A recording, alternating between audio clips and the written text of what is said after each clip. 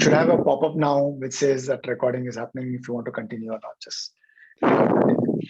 So before we head into the content today, maybe if I can ask someone to quickly share what you remember from the last session, because one of the things that is critical is from a learning perspective is the ability to recall, right? So if you actually implement something like Hemant has done, easier to recall. If because of whatever reasons, it becomes a little difficult to recall. And the more you are able to recall, the better the internalization of the concept is. So maybe I can ask each one of you to recall something that you remember from the last session. So would you like to go first, Rajesh? Sure, I think the first phase of change transformation was on the initiate and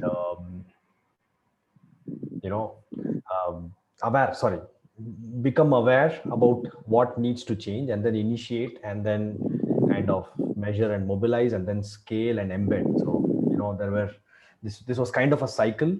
Yeah. And this is something that not very clearly, because I think there were 4 states. I messed it up and I said 5 or 6. No, there are 5. So the pre-concept where someone realizes that, okay, something needs to change. So that's the first stage, awareness.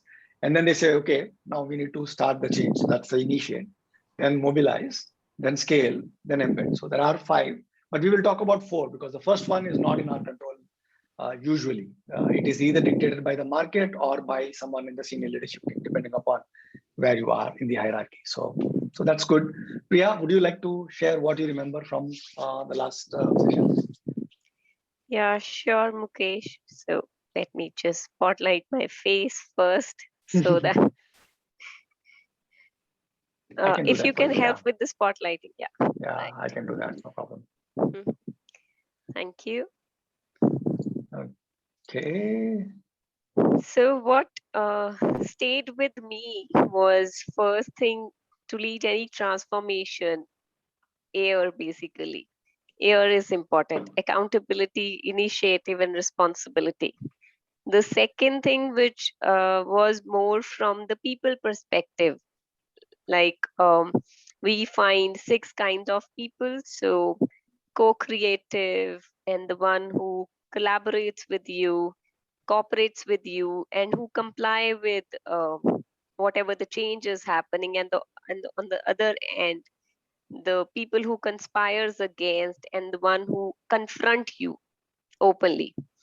So understanding this is something, like when we deal with people, is very handy basically.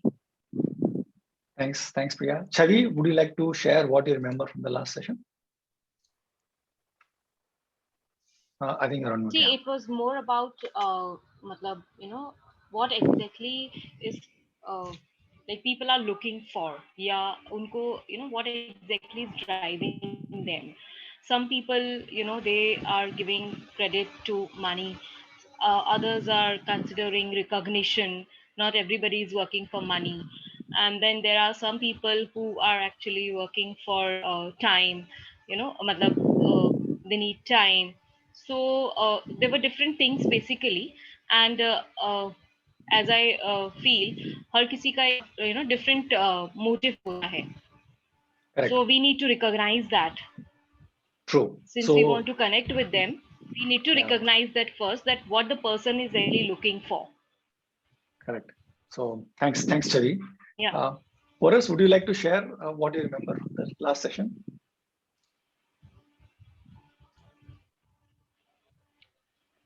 It was also about, what kind of people we are dealing with. There are people who are cooperative. Then there are people who are, what kind of people we have to approach to get our things done.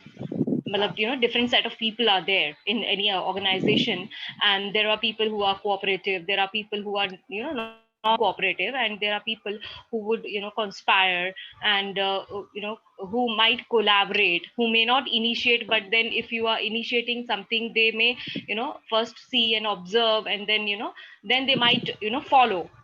Yeah. So True. we need, we need to recognize people first, what kind of people we are dealing with, what kind of motivation they need, whether it is time, money, status, recognition, and मतलब कौन से लोग organization में हमारे काम के हैं. Correct. So I think that is important, which is to understand who Yeah. your key stakeholders are. Hmm. Is their motivation to drive change? Hmm. Once you know that, the opportunity for you to influence them becomes much better. So Hemant, you already shared something, but if you'd like to add, if you remember anything from the last session. Yeah. Okay. I think the way that you explained that change curve, or that whatever we remember that as the product adoption curve, right, or the innovation adoption curve, that is like the inventors, early adopters, majority, late majority, and then the laggards. I think the message that you gave, like how usually the laggards, I think, are the set of people who kind of either resist to change, or probably end up like changing at the last, or may end up moving out of the organization, kind of a thing. That was one very strong message, because in every organization we see some set of people who fall under that category, who keeps resisting any changes, isn't it? So the focus for us is to reach that early majority as soon as possible, so that the rest of the organization follows that. The other thing that I've been thinking was the last thing that you mentioned, that is like you showed that 2x2 metrics or a chart kind of a thing, where on the one side you had that motivation to change, and then the other side you had ability to change. And then you were saying, like, if the question is about surviving, right, we see a different kind of behavior from the users. I think that's a very powerful yeah, so this one, right? So because this will kind of figure out who, or like how do we see users, yeah, fall under which of these categories, so that we can then kind of like change our approach with them. So this is something that I've been trying to absorb and then adapt as well, to see how my team falls under this, and like with the various stakeholders falls under this kind of thing. Yeah, Cool. yeah, Thank those you are so the much. yeah. Thank you so much. So I think this is where we stopped last week. Another feedback that I received was the handwritten cards were not working because it was not very visible, or was not very clear. So I've put together slides this time around, so that that issue is kind of sorted.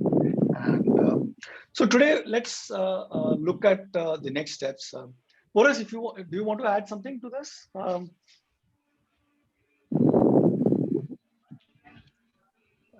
He's on mute. Okay.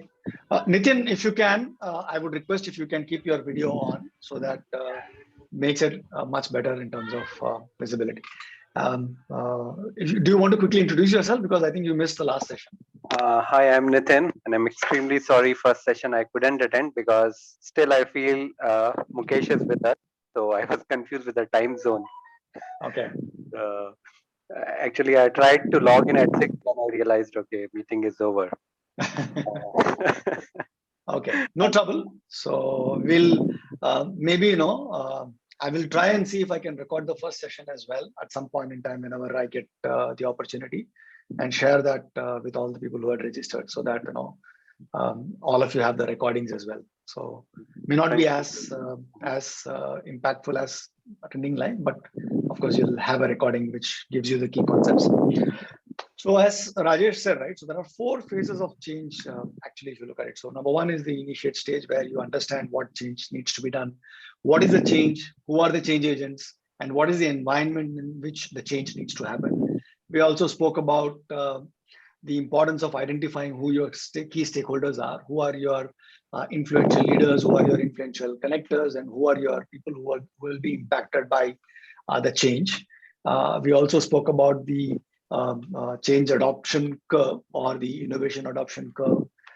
We also spoke about the different kinds of organization, right? So when we spoke about the environment of change, we spoke about the importance of identifying what kind of an organization that you're trying to change, which is the environment, which is, whether it is political, whether it is collaborative, whether it is product driven, sales driven, whether it is function driven, top driven, bottom up, is it entrepreneurial?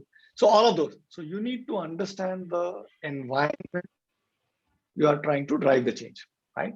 So that's the first part, which is, understanding what is happening, what are we trying to do, who are the stakeholders, blah, blah, blah. So once you've understood all of that, then the second phase is to mobilize. When I say mobilize, if you remember the early adoption curve that we spoke about the fact that the first 8-10% of the people who are early adopters, you don't have to do anything. You announce a change and they are on board. Because for them, driving change or changing something that they want to do is like adrenaline, gives them a lot of adrenaline, and they're driven by newness, right? So that's something that will anyway happen. The next set of 15 to 20% of the people are the guys who will make or break any transformation initiative. So these are the guys who are right at the intersections of the three curves, three kinds of constituents that we spoke about, right? So people whom you need to provide regular updates, people from whom you need to seek feedback, people from whom you invite them to be part of your steering committee. And so those are the key stakeholders whom you need to mobilize. So again, we are not going to talk about boiling the ocean. We are not going to talk about changing everybody's behavior. We are not going to talk about getting everyone to adopt change, because that is something which never happens. So all we are looking at is identifying those 15% of the people and targeting them to mobilize. So the scale, which is where we'll try to kind of get the larger population going in terms of the change adoption, will happen at the scale stage. So mobilize is all about getting those second set of 15% of the people typically to join with you and kind of get on the bandwagon, so to say. Yeah, so that's the mobilize phase of the project. So let me just quickly go through. Now, we also need to understand where are we in the hierarchy. So, and change happens either top down or bottom up, or ideally both ways. So if you actually look at this, you'll typically find top leadership, they know why you need to change, right? Because they are already seeing the data, they're seeing outside what is happening. They see the importance of change and why, if you don't change, what will be the impact. The grassroots people will also understand things need to change, because they are the ones who are day in, day out interacting with each other, interacting with the clients, with partners, with customers, supporting them, servicing them, selling them. So both of these guys typically understand the change, and if it makes sense, they are on board. Now the challenge comes right at the middle, because that is where you are neither privy to the information that the senior leaders have, which is necessitating them to drive this transformation, nor are you at the bottom, at the front line, that you understand, what this change can have an impact on your business. Plus, the communication from top down gets filtered, and by the time you reach the first level sales manager, first level managers or second level managers, the context is lost. Same way, any idea that goes bottom up, by the time it reaches second level managers or third level managers, the context is lost again. And you will typically find, if in any transformation project, they will create a transformation team, and the team will be right in the middle. They will not be the guys who are either at the bottom, they'll not be the top guys. Top guys are too busy creating strategy and looking at the bigger picture. Bottom guys are too busy because they are actually doing the work, right? So the change management initiative typically falls at the bottom, at the middle. And that is the most difficult layer from where to drive change, because then now you have to not only manage up, you also have to manage down. And that's the leadership dilemma. So if you remember, we spoke about the fact that leadership is going to be underpinned at every level of conversation that we have. So that is the leadership conversation that will drive in terms of how well you are able to lead transformation, or how much trouble or how much struggle that you have when it comes to leading the transformation initiative. Now, typically you'll always hear this phrase called, we need to get stakeholder buy-in, right? How many of you have heard this phrase, stakeholder buy-in? Just a quick show of hands, right? Okay, 1, 2, 3. But if you start talking about, you're already late in the game, because stakeholder buy-in is like, if I give you a very crude analogy, it's like, I am the audience and you're the performer, and I'm saying perform. And by that time, it is already late. So from having stakeholders or buyers who need to buy in, we need to move to investors who want to invest in. Do you understand the difference in terms of the importance of buyer whom you need to sell value? And this is at the end of the process. Typically, when do you buy? When everything is ready, everything is decided, and then you go and sell, and then someone says, okay, I'll buy or I'll not buy. Whereas when it comes to investors who want to invest in, they are keen because they start early. And the biggest difference in both buyers who need to buy in and investors who need to invest in is the fact that investors want you to succeed, because they have invested in you, in your change initiative. They have their own capital. It could be social capital, it could be working capital, it could be money, it could be status, it could be their recognition, whatever. So investors want you to succeed, whereas buyers, they just want to know what is in it for them, right? So that's a big difference. And Rajesh, if you remember, you spoke about the fact last time, why is it that we need to get people to agree to change, right? This is the difference. If you remember, I told you that we will cover this at some point in time. So by the time you come to them and everything is pre-decided, you are trying to get their buy-in. We are telling them, see, this is what you need to do. This is why we are doing it. Now you please change. If they say no, then they'll not change. So that's buy-in. If you have involved them, and if they had come up with the ideas or the transformation, the need for transformation and how they want to transform, and they've already invested in it. So they want the process to succeed. That's the key, right? So from a perspective, if you look at it, if you look at one side, you're saying, you need to change, right? You're saying them, you need to change from here to there. Whereas in the new framework that we are talking about, how do we change? Whereas where they get the agency in terms of, they can decide how to enable the change or the result that you are trying to achieve, right? So from being the director, top management said that this is need to happen. So you become the director, saying, okay, do this, do that, do this, do that. Instead, you become the actor or co-creator, where we are doing this together. Okay, this is where we want to go. You tell me what can be done. How can we go there faster, cheaper, better? Right? From being an observer or outsider, you need to change. I will not change. To becoming a co-creator or insider, saying that, okay, let's do this together. We are in this together. This is the leadership aspect that we are talking about, right? From the mindset of being, the old mindset to the new mindset. Now, I ran a LinkedIn poll for a week, asking, what is the biggest challenge when it comes to digital transformation? So that was specifically around digital transformation, but that holds true for any kinds of transformation. Now, the two major reasons that people said out of the 4 that I had listed was, 1, people are resistant to change. People don't want to change. Second is that leaders don't understand what they're trying to do, right? So that's the 2 biggest thing that came out.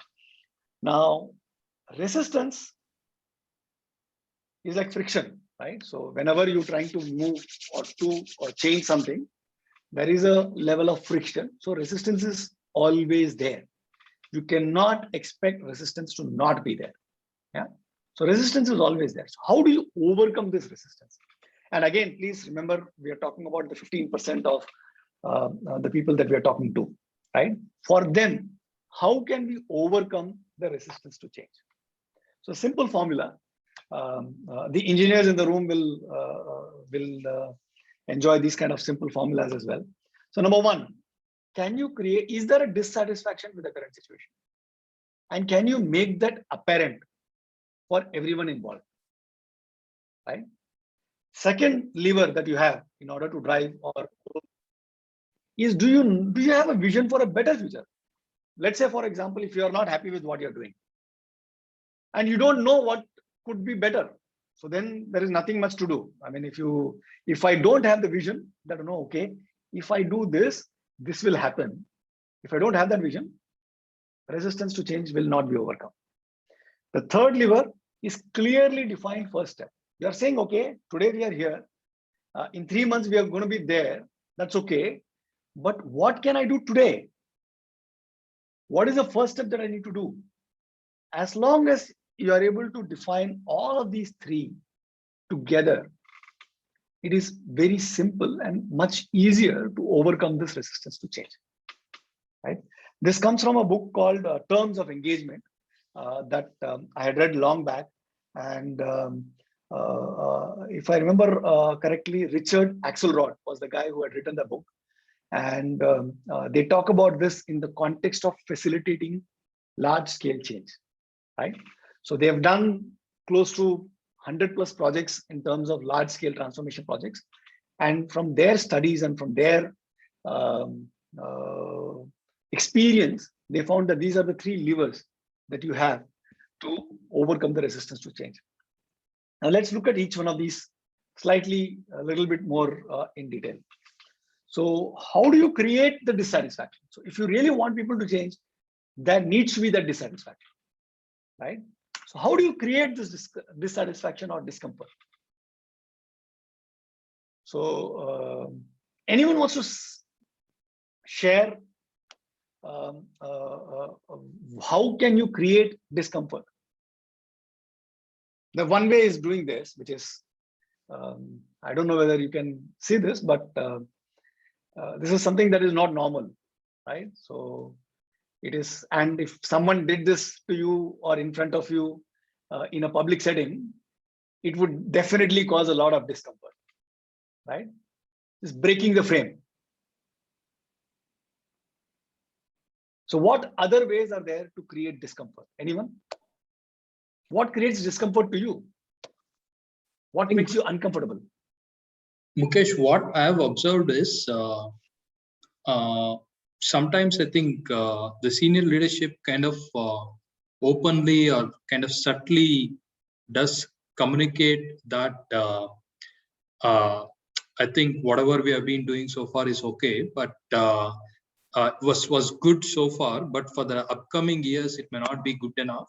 So we need to change. So that's one subtle message that I have received. The other thing is the thing that we are doing itself may have been relevant 1 or 2 years back, but is no longer relevant, right? For example, filling those lengthy forms, which can be like now automated kind of a thing. Just because a process was identified 2 or 3 years back and it was working well then, and we kind of blindly following it even now, is creating a lot of discomfort for me and my team. And then the carried over processes which may not be relevant. Those are two things that I can think of. Yeah. Okay, anyone else? So I would say the motivation that they are having, if that motivation is changing, for example, someone wants work-life balance, so basically time or money or recognition or status, there is a change in that or a reduction in that brings discomfort to them. Okay. Anyone else? Sure. Yeah, One Purush. thought is that there's a sense of, we get satisfied with what we are doing. We think this is possible, this is the max there is, until reference points change. Until we see that there is so much more that similar teams, similar people are like us are doing and achieving far more for the same effort, the same time. And that creates dissatisfaction very often. People get far more rewards, far more impact. And that dissatisfaction is often what spurs people to want to make a shift. Correct. So contrast, right? So the effort that you are doing versus the result that you are getting versus someone else who's doing less effort, getting higher result. So the contrast is one way to create discomfort. Breaking frames is another way to create discomfort. How many of you here watch stand-up comedy? Right? Typically, in any stand-up comedy, any joke for that matter, what they will typically do is they will create a setup where you expect a certain thing to happen and then do the opposite, right? Which is what is breaking the frame in a way, right? What Hemant spoke about, leaders talking the fact that what we have done in the past, we can no longer continue. So that's the burning platform, right? So if we don't change, we will collapse or we will be irrelevant, which means that you will no longer have jobs. That's what they're trying to say, right? That's the dissatisfaction that Boris spoke about as well, right? So we need to figure out a way to create discomfort. Unless there is discomfort, unless people are not satisfied with the current situation, they will not change because there's no motivation for them to change. So another way to look at it is anything that causes pain. It could be physical pain, it could be emotional pain, it could be financial pain, it could be social pain. That is another motivation for people to become uncomfortable. Whenever you are in pain, right, you become uncomfortable. So that's another way to think about those. Now, this will differ organization to organization depending upon the environment that you are in. Are you in a political environment? Are you in an entrepreneurial environment? Are you in a function-driven environment? So that'll change. That is where your ability to come up with these situations which will create discomfort is creative in nature, right? So you need to come up in your context.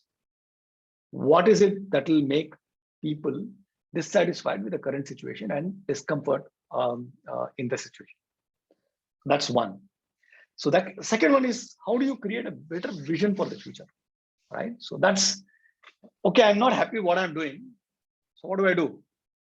I need to have a different vision, which is different from where I am today, which is addressing the pain or the discomfort that you've created.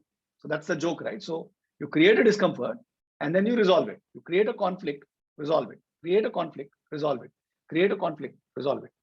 That is how typically stories also happen, right? So if you watch a movie, you will typically find that there is a conflict, there is a discomfort that is created for the main character, and then a resolution, right? And the resolution is a vision for the better future. Now, this is where, if you remember when we spoke last time, we spoke about the fact that it is important to have a vague idea in terms of where you are trying to go or what is the change that you want to drive, but also involve the people whom you want to drive the change with, right? So we are talking about the 15% of the people that we want to target for now, right? So this is where you co-create this vision. Of course, not everything is up for grabs. There are certain things which probably are important, which is the result. How we reach there is what we can co-create with this setup. And if you can do it well, these become your champions who will then go into the organizations and spread the importance of making this change. Reminds me of a short video that I had watched on YouTube where Simon Sinek shares a very interesting story about his experience. There was this large organization which came to him and said, we want to do a large scale transformation and we want to make sure that we are able to get the young leaders trained on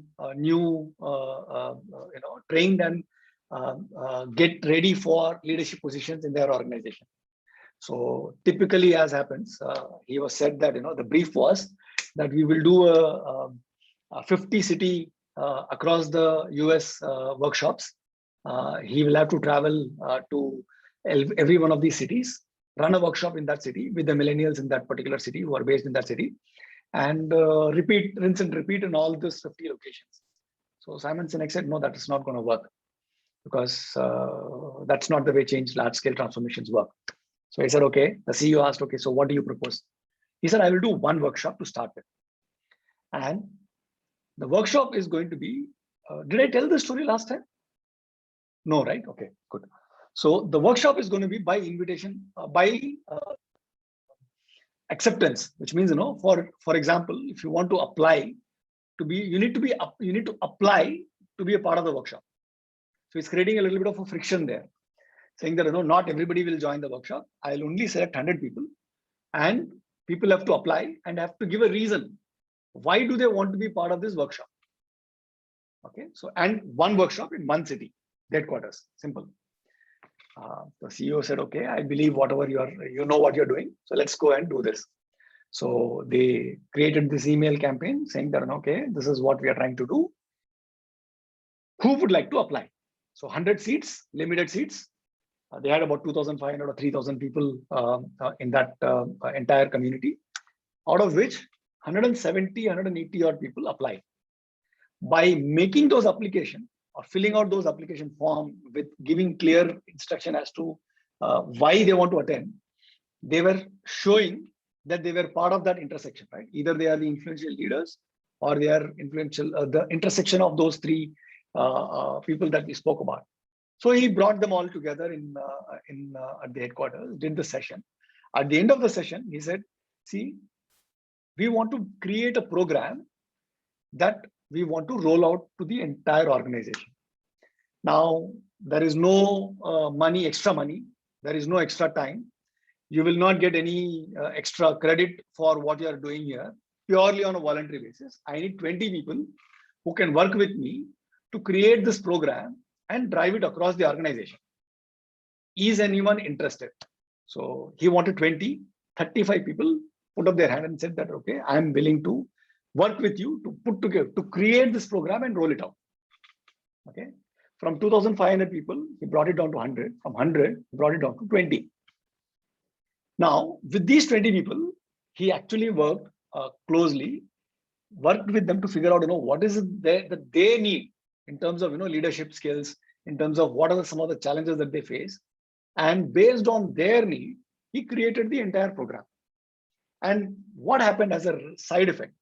These 100 people went off to their respective offices and they started talking that, I attended this workshop with Simon Sinek. It was amazing. I learned so much. The managers, they spoke to their friends, and their friends or their peers asked their managers, why was I not invited to this workshop? When will this workshop happen to me? These managers spoke to the VP, the VP spoke to the CEO, why is it that only those 100 people are attending this workshop? When is this going to be rolled out to the entire company? So if you see this, the entire model of having on one end to buy in from those 2,500 people has now completely shifted. If he had gone the other way around, the original way that the CEO had suggested, what would have happened? Managers would say, why would I send my people to 3-day training? What will they learn there? What's in it for me? I don't want to send. People will say, okay, why do I need to go to the training? It is anyway, all trainings are boring. I don't want to go. From that model, completely flipped. Right? So that's he is creating the program or the way, the progress is the co-creation. The vision, already the leadership had already said, saying that, we want to create next generation of leaders. Because if we want to survive in this marketplace, we will need those next generation of leaders who are native, users of internet and mobile and stuff like that. So until they bring their ideas, we will not succeed for the next generation, next 8 to 10 years. So that vision was set by the leaders. Everything else as to know how do we reach there, what are the challenges, what programs do they need to go through, all of that was co-created, right? So that was, so if you look at it, next step was also very clear. First one, get 100 people in. Once you have the 100 people in, work with them, do a phenomenal job with them, and select 20 volunteers. So everybody is saying that I'm volunteering, which means there is no questions about whether I will get more money, whether I will get promoted, whether this will, whether you will reduce my current workload, right? None of that. People are putting up their hands. So, and once that is done, program creation of the program. Once the creation of the program is done, then these are the 20 people who will then deliver this program in the organization. So clearly defined steps, first, second, third, at every stage. So until coming together, these create an avalanche effect, if you understand what I'm saying, right? So the first one is, I'm not comfortable with what I'm doing. Okay, so what can I do? This is a new reality that we can go to. Okay, how do I go there? Here is the first step that you need to take. As someone very wisely said, right? The journey of 100 miles starts with the first step. If you don't know what the first step is, or if you don't take that first step, the journey never happens. As relevant and as impactful to leading any transformation effort as well. So now we spoke about resistance, right? So the second most important thing is energy. So again, so this is kind of succinctly explains what it means or what all of these things mean, right? So when people don't have a voice in change, they will resist change. So if they know why we are changing, which is the discomfort, if they know where we are changing, what we are changing to, which is the vision, and have a role in defining how we will do this change, then there is no resistance to change, right? And people say people are resistant to change, but I always see people getting married. So is there any other change which is as big as a marriage? Probably having a child. But in order for that to happen, this needs to happen, right? And I don't see people going away saying that, no, I'm resistant to change. I don't want to get married.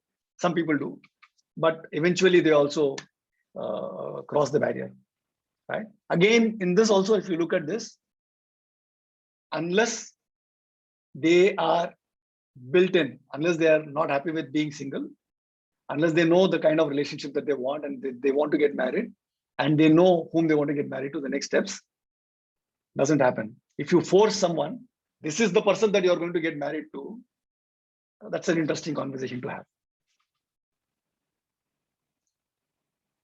So the second aspect is energy, right? Again, engineers would like this. There is a company, by the way, I don't know whether any of you know this. There is a company called MHP. It is a division of Porsche, and they are the division which runs all their high performance activities for Porsche. So I've just tried to kind of borrow from them.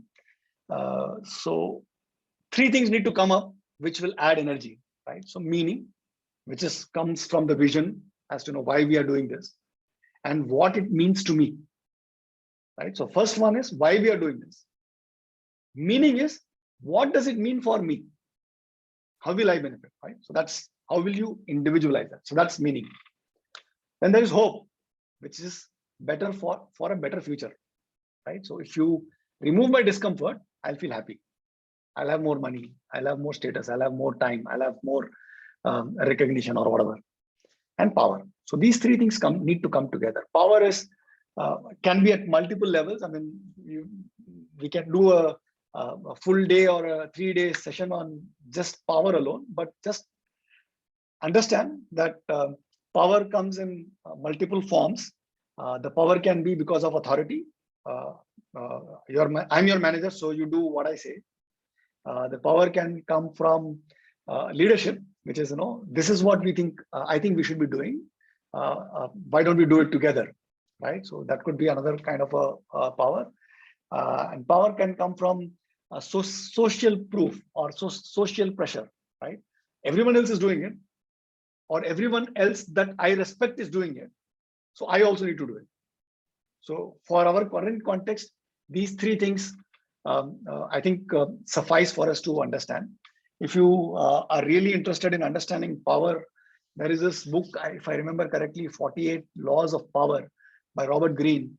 That's an interesting read. It's a book which is thicker than Bhagavad Gita, explained by in Hindi that I have, which is like the thickest book that I have ever read. But it is interesting. He talks about 48 laws. All you need to do is figure out, which one is interesting for you. Even if you don't read the entire book, it is interesting to read just those 48 laws, which is like, in one sheet of paper. So if you bring all these three things together, you will find that there is energy, right? So finding your why, leads to meaning, knowing that you can do something about it as an individual, right? And power is needed to make the change. Once you have the power to make the change, it is energizing, right? So all those three things comes together, builds energy. Once you have some energy going, you need to build on it, right? So energy is the most critical thing. Energy and momentum are probably the most important things when it comes to leading transformation. Now, that comes from having early successes. And once you have early successes, you need to be able to communicate that. So if you have someone who's already on your bus, right? Again, so all of this gives you the energy to overcome your resistance to change. Again, this is another equation, E is equal to mc square. I'm sure all of you know this. I've just tried to put a spin on this from my end, which is energy is nothing but momentum times communication times communication. The reason why communication square is because the communication part is so critical when it comes to leading transformation. Communication at various levels, communicating of various things. So we'll just quickly touch upon those as well. So how do you build momentum, right? So we will talk about two things here. So this is the first thing, so which is next step. So you have a big vision. You have what the team needs to do, what the team needs to do in a year, broken down to what needs to be done in the quarter, broken down to what needs to be done in the month, broken down to what needs to be done in the week, broken down to what needs to be done in the day, broken down to what needs to be done in the hour, broken down to what needs to be done now. If you can, once you've identified the process of where you want to go, this is where you build momentum, right? You know what you need to do and you do it. You do it, you know what you need to do, you do it, you do it, you do it. That is where you bring energy. That is where you build momentum. Now, once you get people on your bus of transformation, you bring momentum, right? So momentum, again, a physics concept. Momentum is mass versus velocity. This builds velocity. You are doing action, you're taking action, you're doing stuff, which is what is moving towards your vision. And once you get people on your bus, that gives you the mass, right? So that's building momentum. We will talk about, I think I've not included a slide here, but we will talk about how do you build this action and how do you change this behavior, shift this behavior in terms of what people need to do, just in a little bit. So then comes communication, right? So communication, there are two ways or two lenses that I look communication from. Now, ethos, logos, pathos, if someone has studied Greek, I'm sure this is something that has been around for ages, not just in Greek mythology, even in Indian Sanskrit literature, they talk about ethos, logos, and pathos. Ethos is the foundation, logos is the logic, and pathos is emotion. So you need to be able to address all of these three when you're talking to people, right? You need to be able to give the foundation as to know, build your credibility as to know why should people listen to you. Then you need to give logic in terms of, what you're talking, is there logic in it? And are you able to touch people's emotion? Right? So all these three things are important when it comes to communication. Typically, you will find that it is one of those three, or two of those three at most. If you look at it at a different lens, You need to do, you need to tell, you need to show, you need to ask. What do I mean by that? So what I mean is, you need to tell people what is happening, what are they supposed to do, and you need to show them, you need to show how they need to do. You need to show someone else who is doing it and finding success. And you need to ask questions, whether it is working, what we are trying to do, whether it is working or not working. Even in a presentation, if you actually look at it today, we've had all three, right? I've told you what needs to be done, which is what I'm doing now. I'm showing you something and I'm asking you questions as part of the conversation. As long as you're able to do all these three together, your ability to communicate is much better when it with respect to if you're only doing one or more. So that is critical. Now, another way to look at communication itself is, what are you presenting and what are you trying to do? Are you presenting data? Again, from the same spectrum, right? So, or are you presenting logic, or are you presenting emotion? Now, data is very simple. That is what everyone does. If you look at 90% of presentations that you see in large organizations, it is full of data, charts, graphs, bullet points. This is what we need to do. This. Or if you look at slightly better presentations, you will find that they are also talking about the logic in terms of why this needs to. This is the context. Here is the data, and here is the context within which you need to look at the data. Right? Hardly anybody goes to the heart level, where you're talking about why is this important for us now? Why is it important for us to do now and in this moment? And how do you feel about it? Right? So that's the full spectrum of communication that you need to do. It's easy to present data, slightly more difficult to present logic, extremely difficult to elicit emotions within people. Right?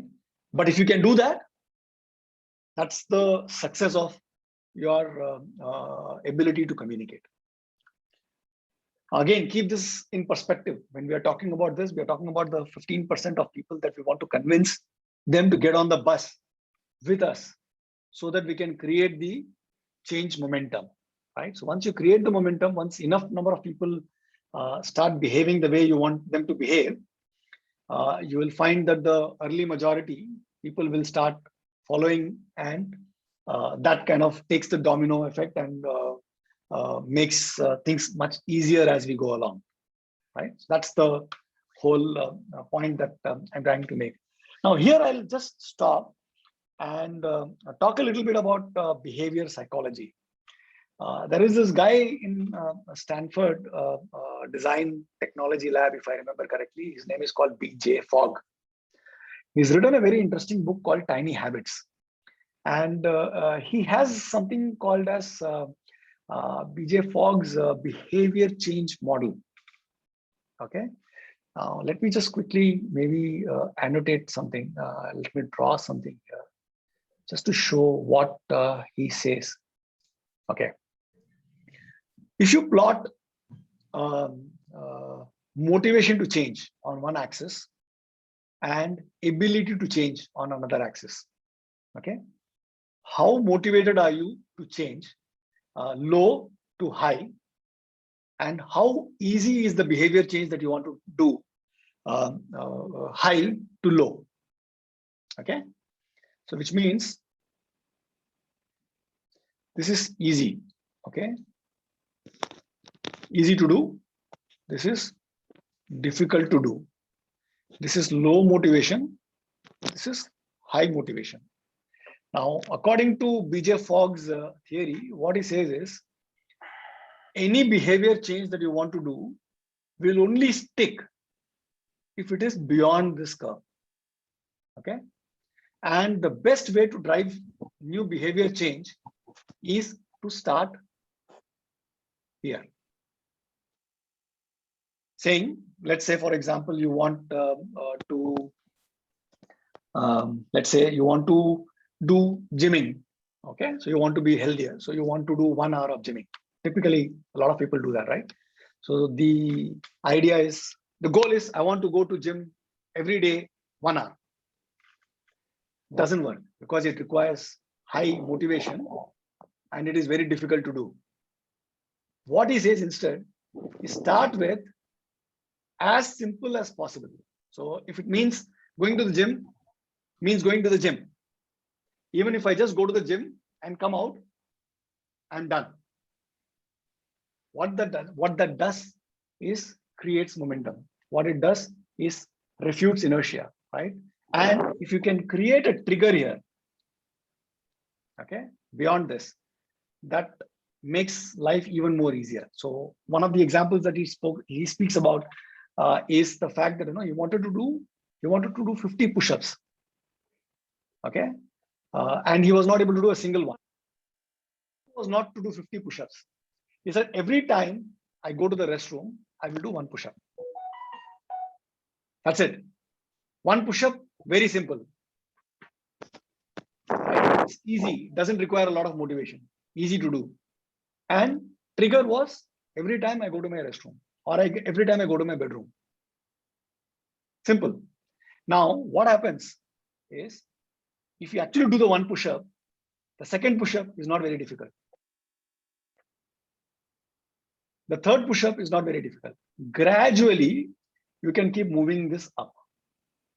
But what happens in all change projects, in all behavior change that we are trying to try, is we start somewhere here. Mukesh, sorry to interrupt. Are you sharing screen also? Yes. Are you not able to see my screen? No, Yeah. I could only see video. No, we can see it, Mukesh. I think some issue on your side.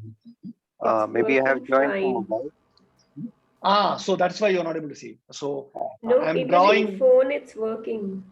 Oh, I it's have working. logged in from both the devices and Okay. it is working in both. So Specific I need to do? no, are you using your browser or are you using the Zoom app? Zoom app. Yeah, then it should work.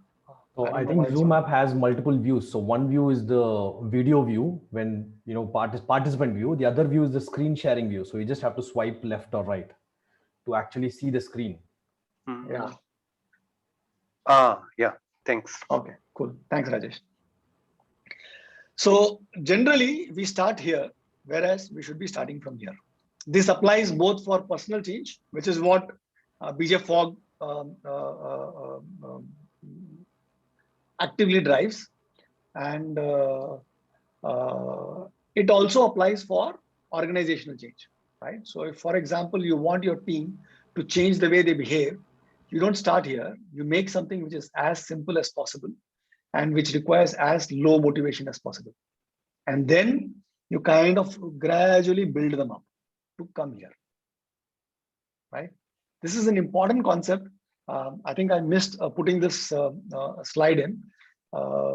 If you just search BJ Fogg behavior change model, you'll have enough information. He also has a formula. Today is a day of formula, I guess. His formula is B is equal to MAT. So the new behavior is you need low motivation, you need low ability to change, and you need a trigger. So if you can get all these three working, the behavior change is very, very simple to enact, right? So this is one thing why almost all organizational change kind of, get disrupted. Rajesh, you have something to ask or say? Yeah, I would like to, ask you to shed some more light around this, because last week I remember when we were discussing on one of the topics, we mentioned that when driving change at the beginning stages, if we tackle the biggest or toughest problems, then it becomes easier, and it becomes the entire change becomes easier to roll it out, right? But then Correct. what you're saying right now seems to be completely contradicting to that, which is like, hey, you don't have to look at the biggest or most difficult change. Look at the most simplest and easiest change to do, and then build up. Yes, Right. that's okay. So as with most things in life, okay, this is a contradiction that exists. At the start of the entire transformation project, right, you need to be able to prepare in advance as a team. Okay. Now, when it comes to actual application of the change, of the transformation, you need to be able to create the smallest bite-sized change that you can give to people so that they can change. This model is about implementing what you have decided, what is the change that you're trying to drive.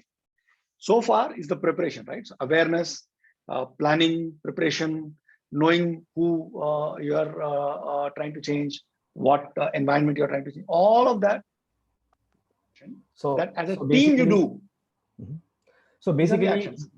so just to kind of reiterate what I understood, the momentum building slide that you had, which was basically saying, okay, this is the vision that I have for the better future, and this is what I want to achieve in a year, a quarter, a month, day, hour. That will be kind of based on tackling the most difficult problem. But when it comes down to the hour, it has to be the most easiest thing that can be done. Exactly. Got it. Unless that happens, unless at that level, if you don't make it easy for people to do, very, very difficult. I'll just give you an example. Okay. About 200 years back, 1841, if I remember correctly, there was this doctor who was perplexed by the fact that a lot of children died during childbirth. Okay, this happened in Europe, and he wondered, why is this happening? And those days, the practice was that the same doctors who give childbirth also used to do autopsies, and he also saw that the child death is happening a lot more when a doctor is giving a childbirth, whereas a lot less when the childbirth is being done by a midwife. So he thought that it is because of the doctors that these infections happen and children die. No, either the children or the mother. I'm getting a little confused now, but I can share the study as a follow up to this conversation. So, but there was this, if I remember correctly, child death.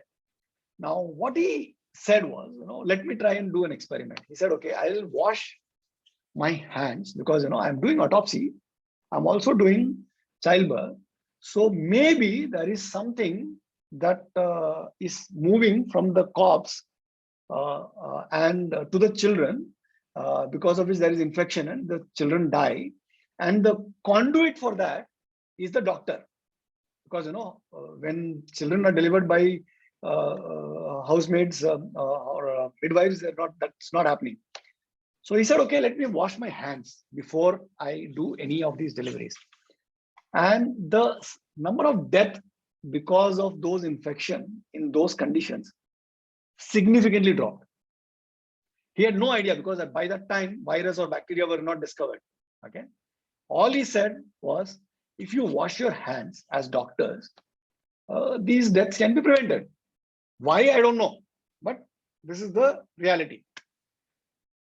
Just take a guess how long has that simple change taken to be implemented across the board in the entire medical profession.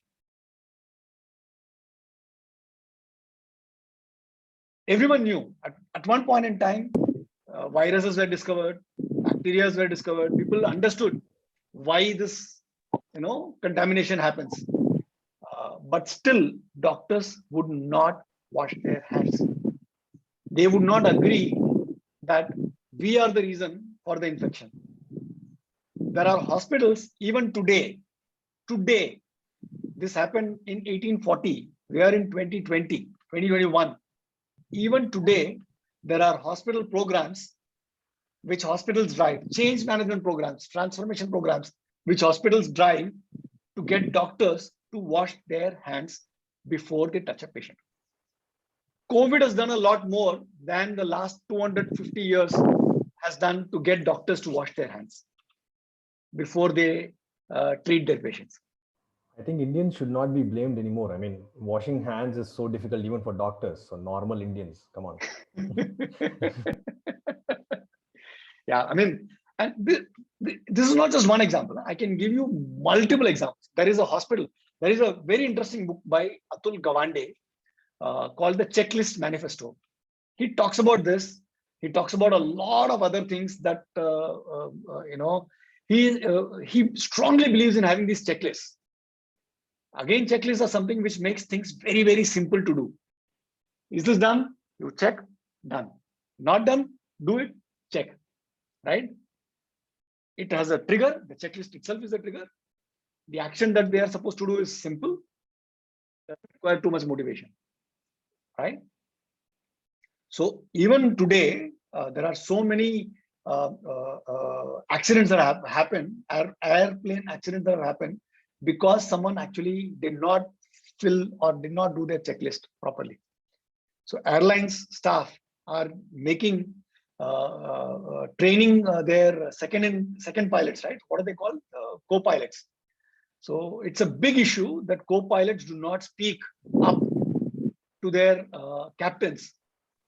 Almost every single crash, man-made crashes can be traced back to lack of communication between the pilot and the co-pilot or second in command. There are so many operations which go wrong because nurses are not allowed to speak up when it comes to doctors. Right? So again, what I'm trying to say is, it is not easy to change. Okay, unless you make it very simple, with where you don't require too much motivation to change, and when it is easy to change, and when you are reminded by something that you need to change.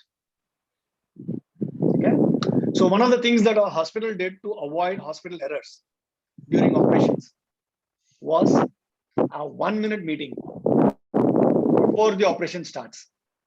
A 1-minute meeting before any operation starts, where everyone has a checklist. You know, the nurse looks at the checklist saying that, okay, is the right patient here? Is the right patient prepped for the right surgery? Doctors check, the anesthesiologist checks whether, the oxygen or whatever is planned is right. So 1 minute for them to look at all of that. And the doctor asks one question: is there anyone who has an issue? That's it.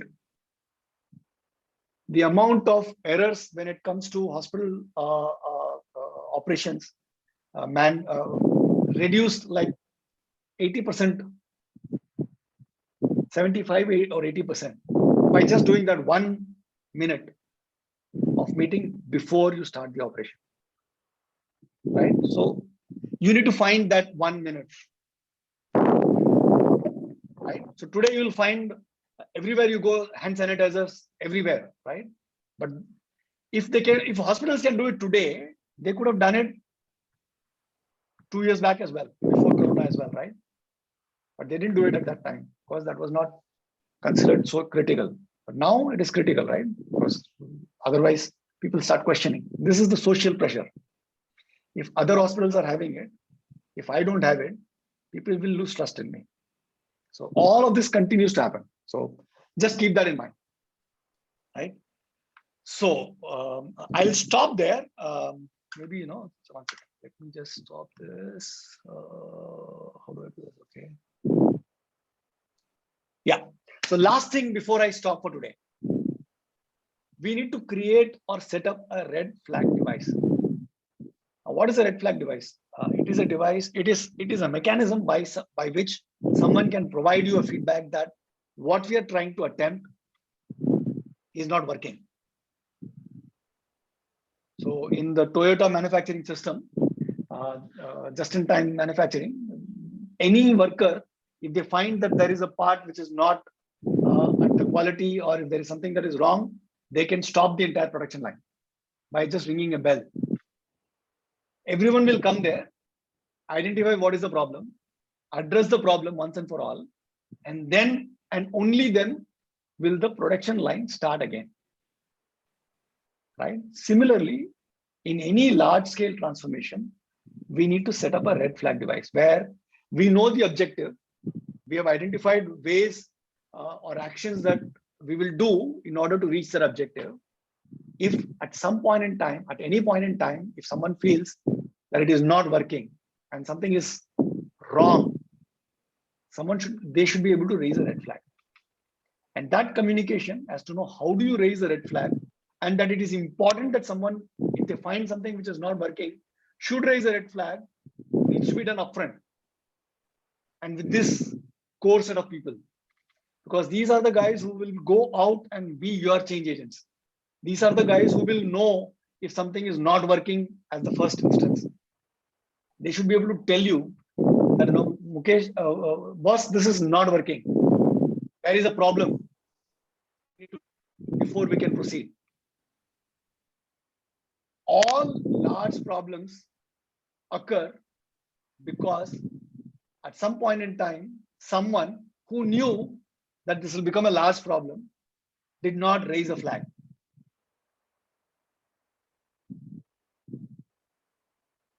You take any problem, any large scale problem. Volkswagen had this entire scandal where they had this issue around emissions, right? Had the first person who identified or who knew that it is not working, had he raised the flag at that point in time, and the leaders had acted on it, it would not have become such a big scandal. Every last problem at some point in time is just a red flag. Yes, Priya.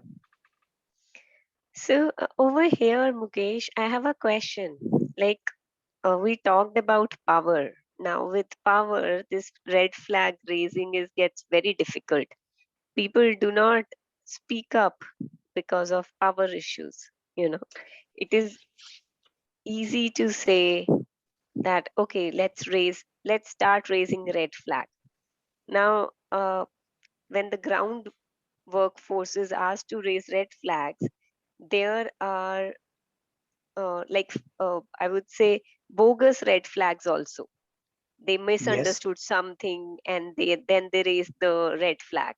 Now, for the management, because of like a percentage of right red flags, they get into a tendency where they are ignoring the voice, or they get into this hierarchical setup.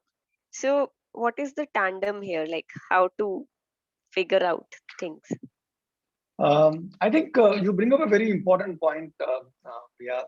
It is not easy raising a red flag simply because of the fact that we are not used to raising red flags.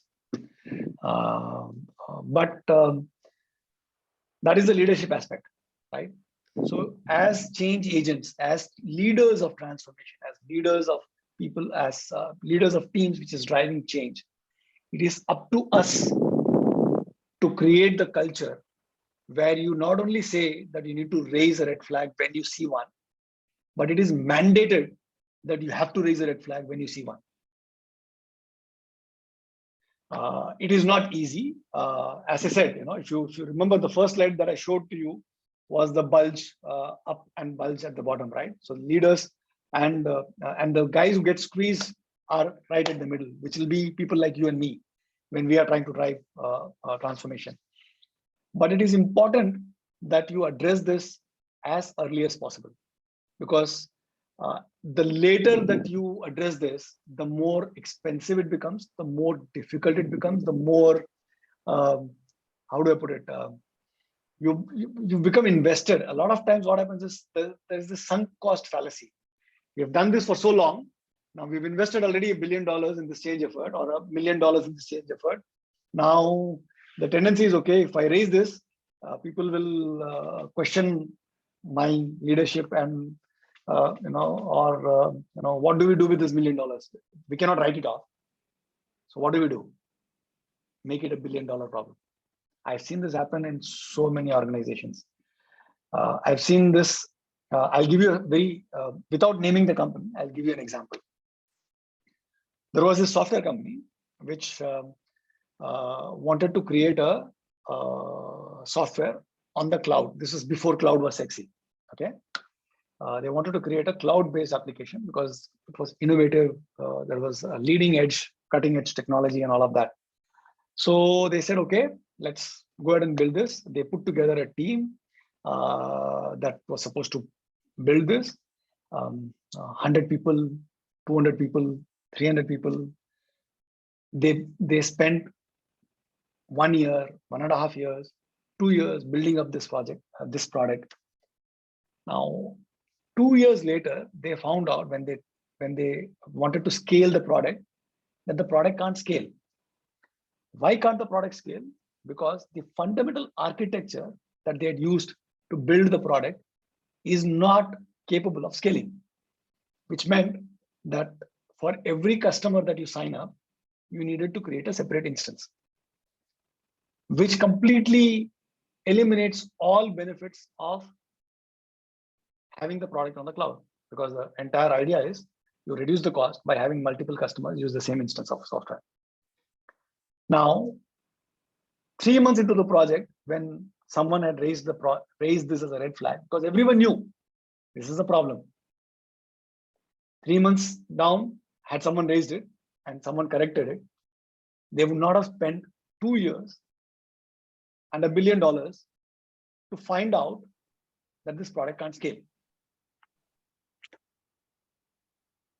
Yeah, one more point in the similar line. I think this happened with multiple companies, not one. I think we resonate. I know a lot of companies who did that, and a challenge, I would say, because during that time there was a pressure of time to market, how fast they can move to cloud. So rather than building a cloud native application, they started building cloud hosted application. So as you rightly said, all the benefits of cloud were gone. It's like it is as good as on-prem software you are running and multiple instances you keep on running. So initial days it happened because everybody wanted to brand via cloud company. Yeah.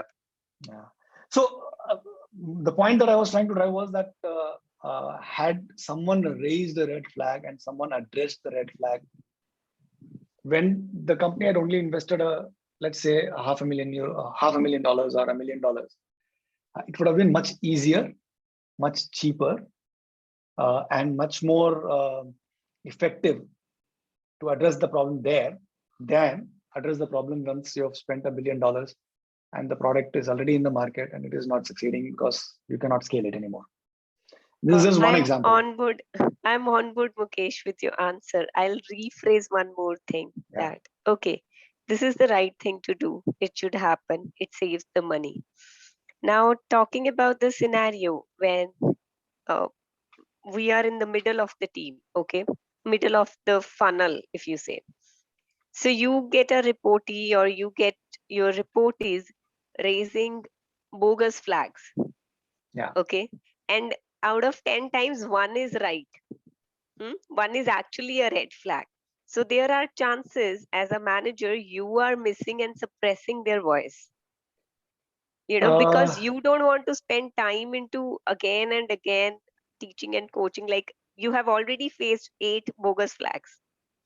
Because that's how I understand where you're coming from. But again, this is my experience and my recommendation that as leaders, we are supposed to share with people as to know what is the goal or what is it that we are trying to achieve, and if what constitutes a red flag. When I say we need to set up a red flag, what I also mean is we need to be very clear as to what constitutes a red flag. And if we are clear about that and we make the expectation very clear that, if there is any red flag at any point in time, you have to raise it, then irrespective of the fact that who raises the red flag, it is our responsibility to ensure that we at least do the due diligence and see if there is really a red flag. Probability is that, if you look at 8 red flags and the 9th one, if you miss, and that is really a red flag, the cost of missing that red flag is humongous. Whereas cost of you doing that one additional check is insignificant, right? Now that is also the time when you need to coach your team.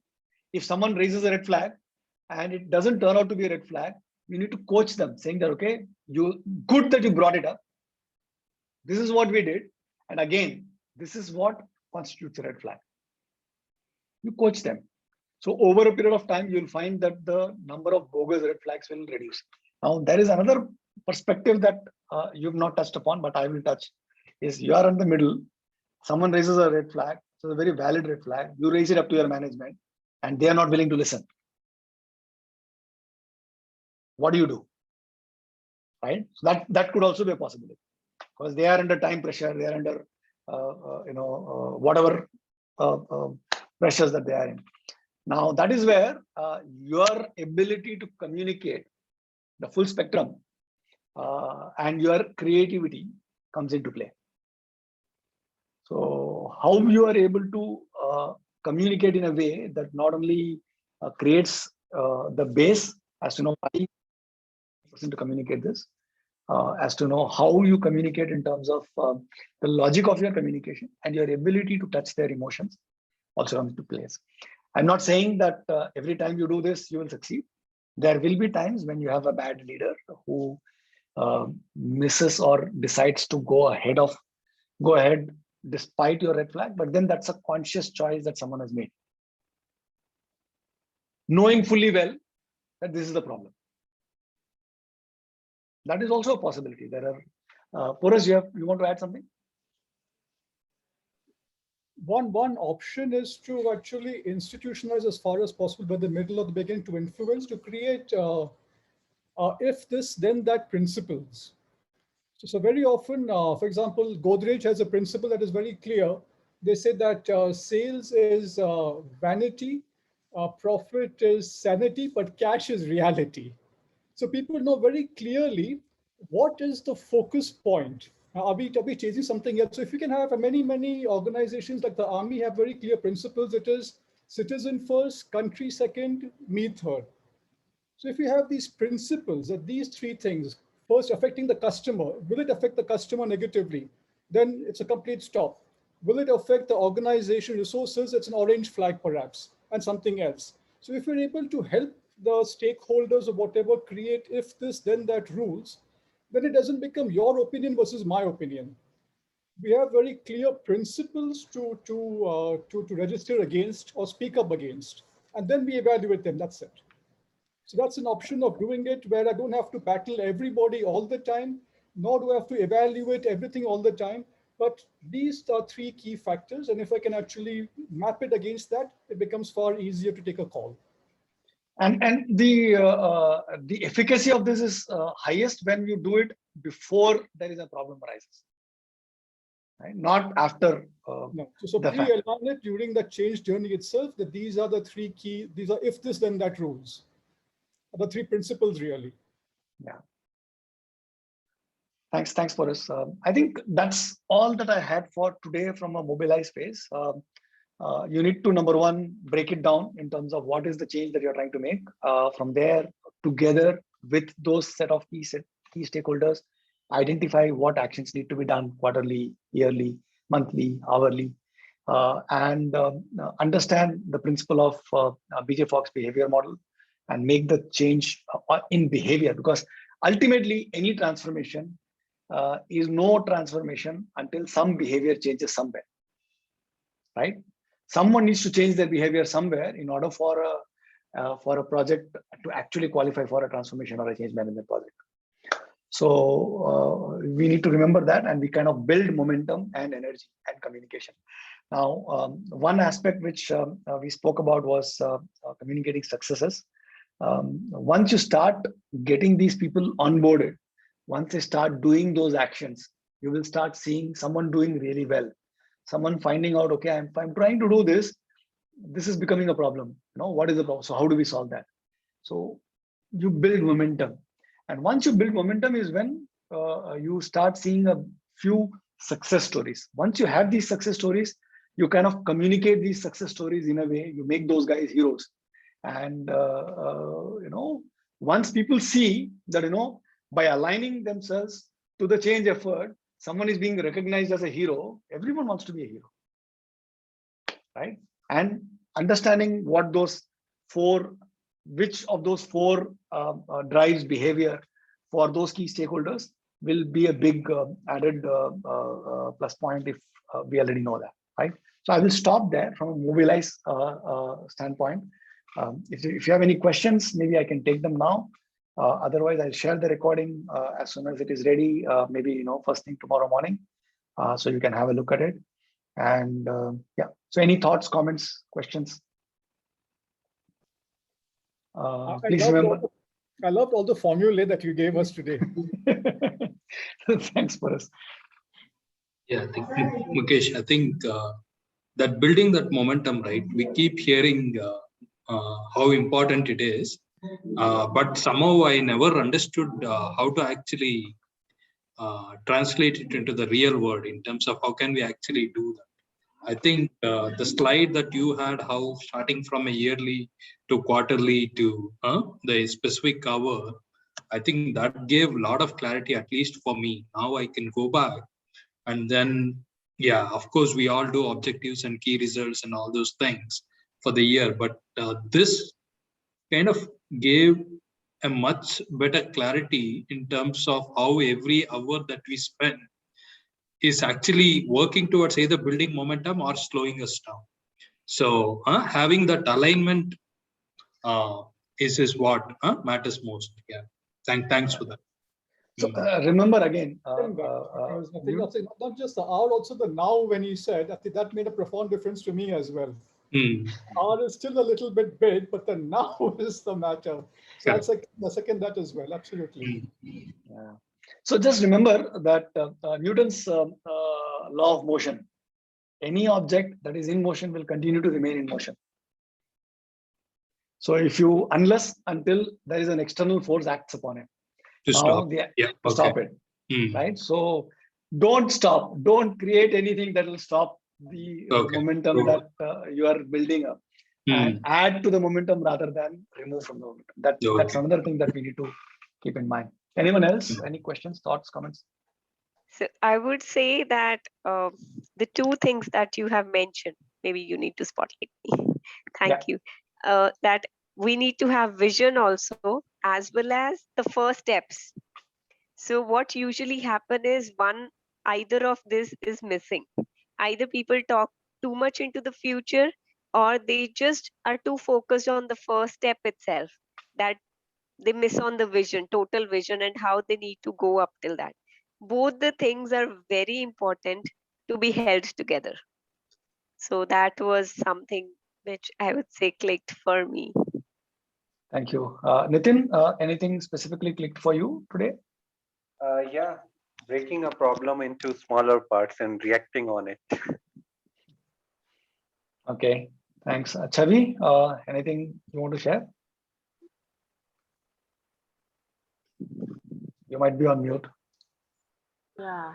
Yeah. No, I'm just trying to grasp things right now. Sorry about that. I think too much content also kind of does this sometimes.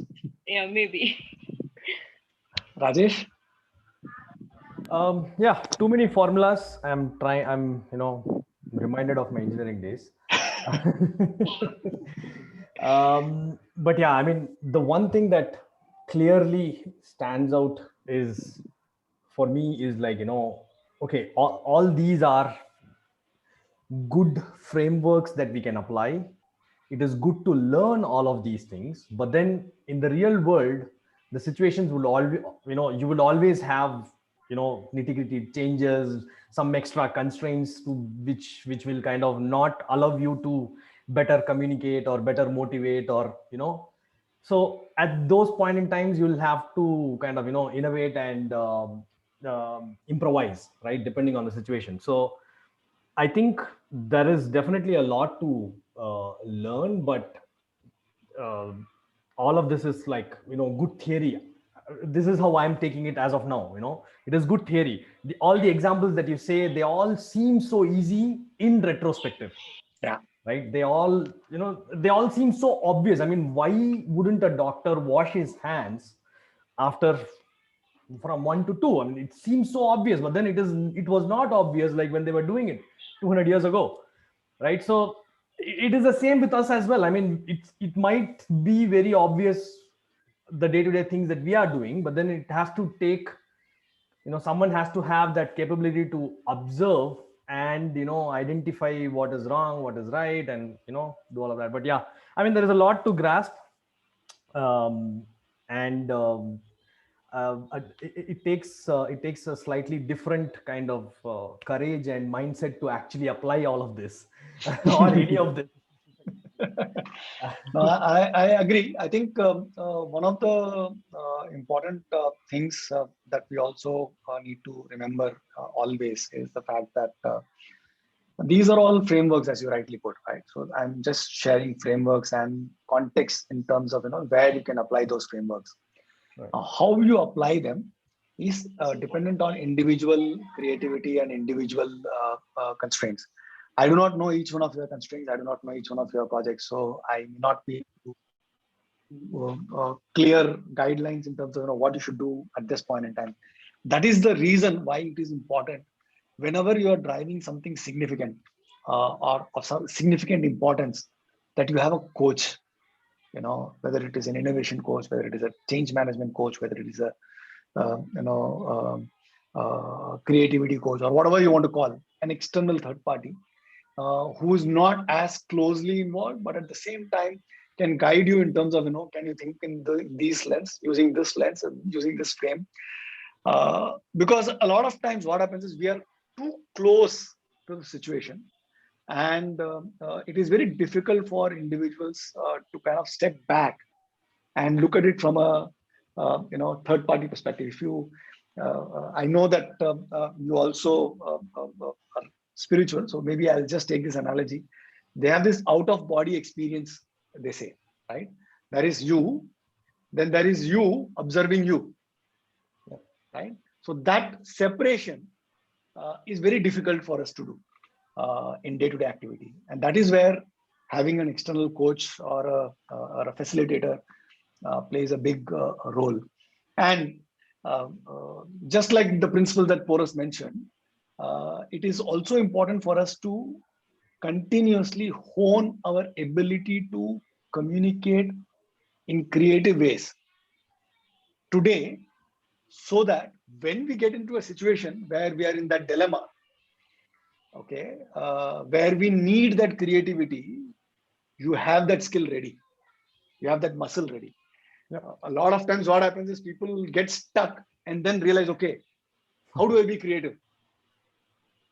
How do I come out of the situation? That is not the time.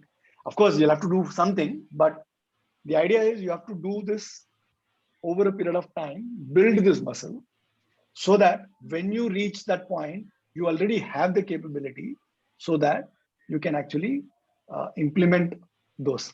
So I spoke about the communication, right? So tell, show, ask. So that's a framework that you can apply in almost all your communication, ethos, logos, pathos, all your communication.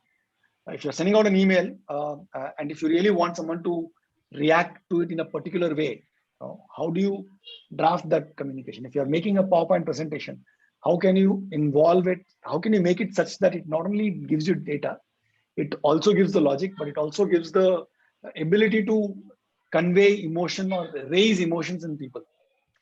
It takes a lot of intention, but if you really want to be good, high performance, it takes effort. Yep, that's true. Okay, so if no further questions, then thanks a lot. I think we were way over time. Thanks for sticking around. That also tells me that probably it is something that is relevant. So the next session we will talk about scale. How do we scale once you build a little bit of momentum? How do we kind of scale it across organizations? And in the last session, we will then talk about how do you embed whatever change you've built into the organization. Yeah. Thanks, Mukesh. Yeah. Thank you so much. Okay, Take care. thank you. Okay. Bye. Bye. Bye. Bye. Thanks, Mukesh. Bye, folks. Thanks, Bye. Boris. Bye. Thank you, Mukesh. Bye.